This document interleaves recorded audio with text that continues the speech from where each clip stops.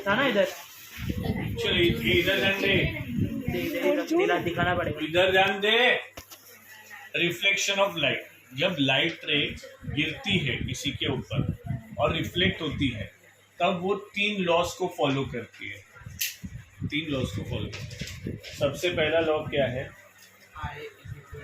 ये ऑब्जेक्ट है,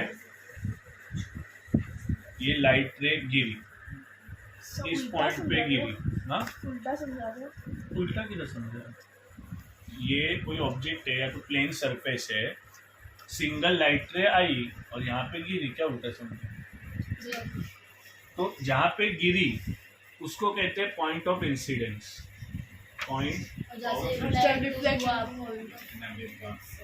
point of incidence, और इसको कहते हैं इंसिडेंट रे।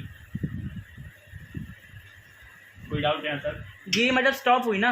हाँ, स्टॉप हुई बोल सकते हैं ना, गिरी मतलब तो स्टॉप नहीं होगी, वो रिफ्लेक्ट होगी ना, रुकेगी किधर? लाइट किधर रुकती नहीं है। यहाँ तक कोई डाउट?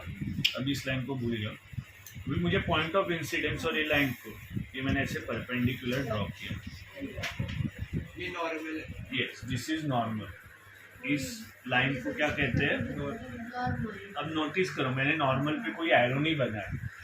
यहाँ से एरो से ये इंडिकेट हो रहा है कि ये लाइट रे इस ऑब्जेक्ट पे जाके गिर रही है, इस प्लेन सरफेस पे जाके गिर रही है।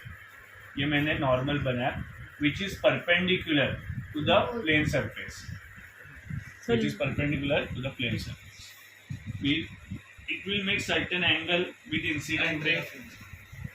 It will make certain angle with incident ray. इसको कहेंगे एंगल ऑफ इंसिडेंस।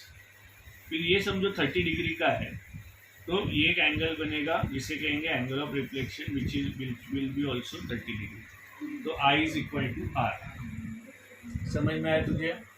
कोई डाउट है तो पूछो। Angle of incidence will be equal to angle of reflection. समझ में आया? हाँ। अब 3 लॉ क्या है, इधर से निकलते हैं। फर्स्ट क्या, angle of incidence is equal to angle of reflection. Second है all the 3 lines lie in the same plane. And तीसरा है incident ray and reflected ray are on either side of the normal. मतलब incident ray इधर हुआ तो reflected ray उधर, incident ray इधर हुआ तो रिफ्लेक्टेड रे इधर। समझ में आया? पक्का? अब ये जो नॉर्मल मिरर है, नॉर्मल मिरर में जो इमेज फॉर्म होते हैं, इसके 4 कैरेक्टरिस्टिक्स है। इसके 4 कैरेक्टरिस्टिक्स है, 4 फीचर है। सबसे पहला फीचर जो मैंने बताया था लैटरल इन्वर्जन का, अपन ले लेते हैं कि मैं राइट हैंड अगर खड़ा करूँ तो उसका लेफ्ट हैंड खड़ा होगा, बराबर? तो यहाँ पे लैटरल इन्वर्जन हुआ, टोटल इन्वर्जन नहीं हुआ। मतलब सिर्फ साइड में पोजीशन चेंज हुआ, सर नीचे पैर ऊपर नहीं हुआ, तो उसे लैटरल इन्वर्जन कहेंगे। ओनली पोजीशन चेंज हुआ। फिर सेकेंड क्या है, जितना मेरा हाइट और बॉडी रहेगा उतना ही इमेज का भी हाइट और बॉडी रहेगा। जितना मेरा हाइट और बॉडी रहेगा उतना ही इमेज का हाइट और बॉडी रहेगा।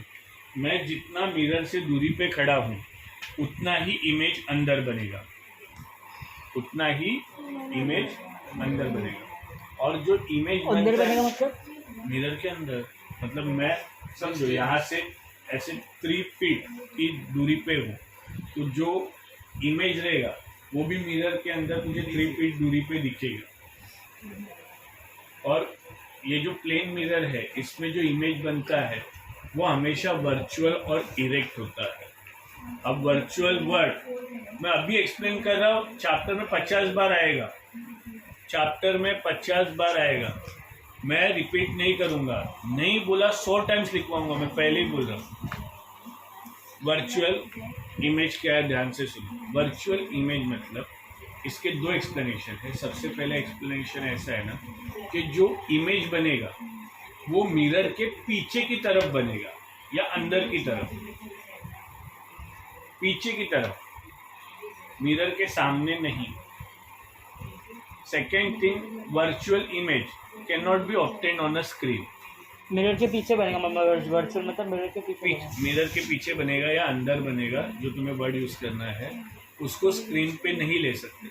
एंड थर्ड मोड इम्पोर्टेंट मतलब स्क्रीन पे नहीं देते, एग्जाम्पल उसका भी एग्जाम्पल। और थर्ड इम्पोर्टेंट एक्सप्लेनेशन है ना, वर्चुअल इमेज हमेशा इरेक्ट होगा। इरेक्ट मतलब अपराइट, मतलब सर ऊपर और पैर नीचे है ऑब्जेक्ट के, तो इमेज का भी सर ऊपर और पैर नीचे ही रहेंगे।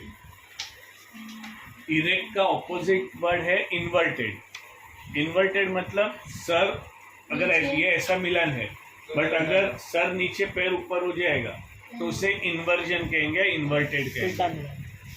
ओके, अभी can not be obtain on a screen मतलब क्या है? तूने प्रोजेक्टर पे से स्क्रीन के ऊपर इमेजेस को देखा है ना, तो उससे बोलेंगे can be obtain on a screen. Can be obtain on a screen. तो 10 के हिसाब से सिर्फ इतना ही समझ, वर्चुअल इमेज जो होता है ये हमेशा इरेक्ट होगा, मिरर के पीछे फॉर्म होगा, cannot be shown on screen, cannot be taken on a screen. समझ में? और उसके ऑपोजिट रियल इमेज होगा। रियल इमेज मतलब क्या है? जिसको स्क्रीन पे ले सकते हैं, जो इन्वर्टेड रहेगा, हाँ उल्टा रहेगा, और मिरर के सेम साइड पे रहेगा, ऐसे बोलो, सेम साइड पे। एग्जाम्पल अब भी दे रहा हूँ, समझ लो। ये देखो, यहाँ पे ये मिरर है, यहाँ पे देखो, ये मिरर है, यहाँ पे ऑब्जेक्ट है ए बी, और इमेज भी जो है मिरर के सामने की तरफ ही बनी है, बट यहाँ पे ऑब्जेक्ट यहाँ पे है, बट इमेज कहाँ पे है? मिरर के पीछे। तो आगे पीछे का खेल समझ में आया?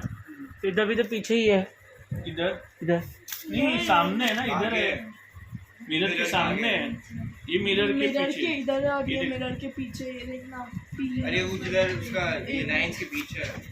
ये मिरर है। हाँ। मिरर के उस तरफ बना ना, अंदर की तरफ बना ना। हाँ क्या समझ में आया? रियल और वर्चुअल इमेज का फंडा। अब एक बार रीड करते थे। Reflection of light, a highly polished surface such as mirror reflects most of the light falling on it. You are already familiar with the laws of reflection. Let us recall this law. The angle of incidence is equal to angle of reflection. The incident ray normal and the mirror and a point of incident सब एक ही plane में रहते हैं, और third वाला क्या, incident ray and reflected ray are on either side of the normal. These laws of reflection are applicable to all types of reflecting surfaces, including spherical mirror. Spherical mirror के लिए भी ये law applicable है. You are familiar with the formation of image by plane mirror. What are the क्या सबके लिए, सब reflecting surface के लिए लॉ एप्लीकेबल है। क्या हुआ? अरे कोई भी रिफ्लेक्टिंग सरफेस है, कोई भी। अब ये जो ग्लास है, ये अगर ओपन करें, ये ग्लास जो है, ये रिफ्लेक्टिंग सरफेस है या नहीं? पहले मैं बोलूँ नहीं है, तो गलती है। लाइट रे आर पर जाएगा ना, लाइट रे आर पर जाएगा, मतलब लाइट रे आगे चली गई, रिफ्लेक्ट किधर हुई? रिफ्लेक्ट मतलब रिबाउंस होना, टकरा के रिटर्न आना, या किधर तो जाना, बट टकरा के रिटर्न आना, आगे उसमें से पास नहीं होना। सर विंडो से तो जा सकता है ना। हाँ, तो फिर वो रिफ्लेक्ट किधर हुआ? रे आर पर चली गई ना। हाँ, रिफ्लेक्टिंग है। समझ में आया? तो कोई भी रिफ्लेक्टिंग सरफेस हो, ये लॉ एप्लीकेबल होते हैं। What are the properties of the image? Image from the plane mirror is always virtual and erect. The size of the image is equal to the size of the object. The image formed is as far behind the mirror as the object is in front of it. ये समझा? And last वाला, further the image is laterally inverted. How will the images be when the reflecting surface are curved? Let us explore. जब curve रहेगा, मतलब spherical mirror जब होंगे, तो ये जो इमेज फॉर्मेशंस होंगे कैसे होंगे? लोअर स्टैंडर्ड में हम लोगों ने देखा था कि कॉन्केव मिरर में जो इमेज फॉर्म होते हैं वो मैग्नीफाई होने के चांसेस रहते हैं। I repeat my line, concave mirrors से जो इमेज फॉर्मेशंस होते हैं वो मैग्नीफाई होने का चांसेस रहता है। मैग्नीफाई मतलब बड़ा। तो अभी मैं अगर ये मेरा साइज है, मेरा हाइट बॉडी बढ़ गया, तो उसे मैग्निफिकेशन कहेंगे। समझ में आया? हाइट बढ़ गया तो उससे मैग्नीफिकेशन नहीं। तो कॉन्केव मिरर में ये पॉसिबिलिटी है, कॉन्वेक्स मिरर में बिल्कुल पॉसिबिलिटी नहीं है। हाँ, ये कॉन्वेक्स मिरर में हमेशा इमेज जो है ये छोटा बनता है।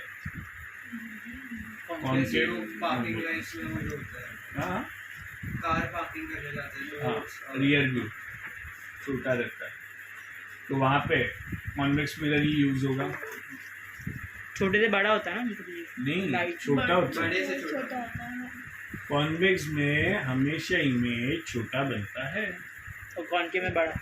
बड़ा बनने का चांसेस रहता है कि depending upon the position of the object in front of the mirror, वो मिरर के किस पोजीशन में प्रेजेंट है उसके ऊपर डिटरमाइन होता है। नाउ स्पेरिकल मिरर, नहीं, sorry। स्पेरिकल